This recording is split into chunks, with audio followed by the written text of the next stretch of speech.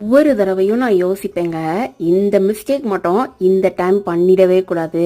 கொஞ்சம் ஜாக்கிரதையா இருந்து இந்த வேலையை கரெக்டா முடிச்சிடணும் அப்படின்னு சொல்லிட்டு இந்த காய்கறி வாங்கிட்டு வரும்போதெல்லாம் நினைப்பேங்க.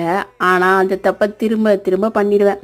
சரி, இந்த சம்மர்லையாவது அதை கரெக்டாக எக்ஸிக்யூட் பண்ணிடுவோம் அப்படின்னு சொல்லிட்டு தாங்க இன்னைக்கு இறங்கியாச்சு. என்னன்னு தானே கேட்குறீங்க. ஒவ்வொரு தடவையும் காய்கறி கடைக்கு போகும்போது ஒரு கெட்டு புதினா ஒரு கெட்டு கீரைன்னு வாங்கிட்டு வருவேன். இந்த மாதிரி ரப்பர் பேண்ட் போட்டு தாங்க கொடுப்பாங்க. ரப்பர் பேண்டுக்கு மேலே இருக்க அந்த மண்டையை மட்டும் குழம்பு வச்சுட்டு குழம்போ பொரியலோ பண்ணிடுவேங்க. அதுக்கு கீழே இருக்கிறதெல்லாம் ஊனி வைக்கணும் சம்மரில் வீட்டு பால்கனி தோட்டத்தில் அப்படின்னு நினச்சிட்டே இருப்பேங்க. ஒவ்வொரு சம்மரும் மறந்துடுவேங்க. இந்த மாதிரி 2 சம்மர் கலந்துருச்சு.